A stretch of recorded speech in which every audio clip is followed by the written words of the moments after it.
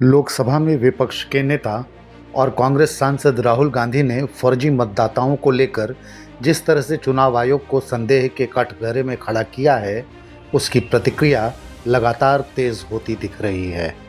एक तरफ चुनाव आयोग राहुल गांधी से शपथ पत्र की डिमांड कर रहा है, दूसरी तरफ भाजपा के कद्दावर नेता राहुल गांधी के आरोपों को खारिज करने की कोशिश में जुटे हैं। लेकिन इन सब के बीच पूर्व मुख्य चुनाव आयुक्त ओपी रावत का बयान सामने आया है।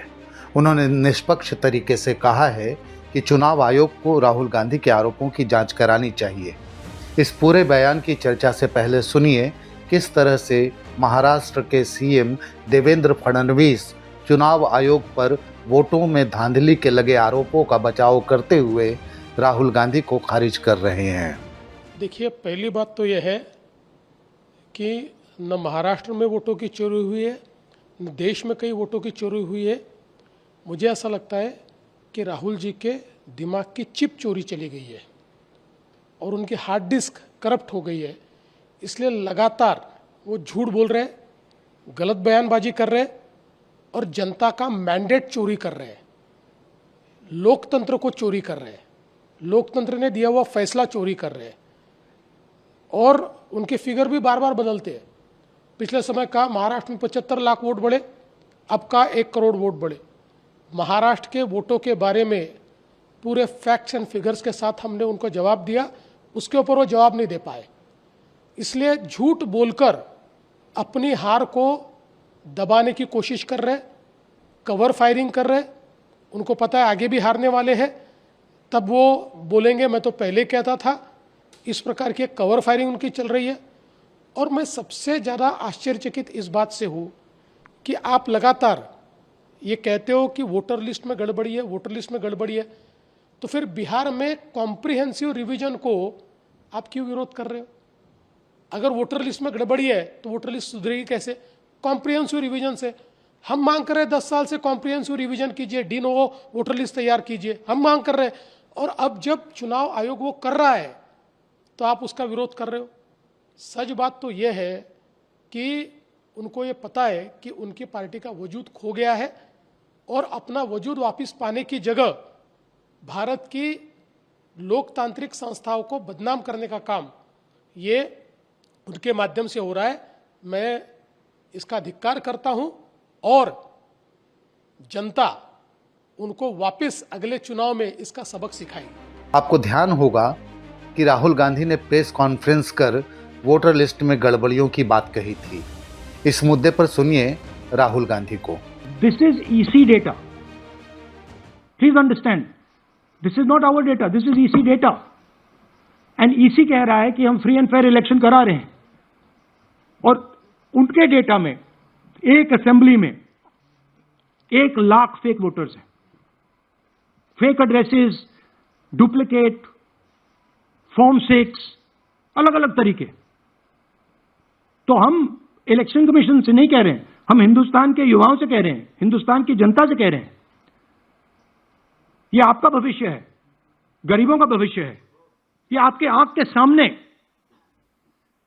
पूरा का पूरा सिस्टम चोरी किया जा रहा है। और ये ब्लैक, जैसे मैंने बोला, ब्लैक एंड व्हाइट है। ये उनका डेटा है, उनकी फोटोग्राफ्स हैं, उनके नाम है, उनके डुप्लीकेट्स हैं, उनके फेक एड्रेसेस हैं।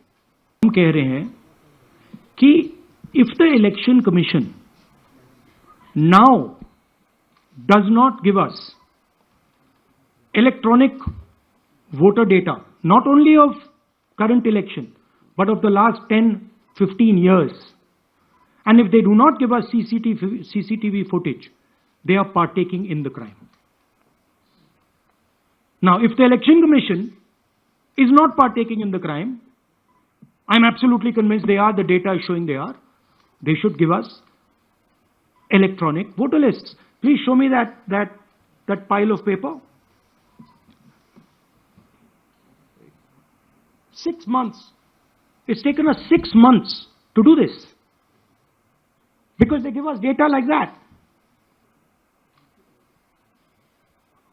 Right? So, we have been saying since Maharashtra, give us electronic voter list for the last 10 years. Let us see it. Let us check it.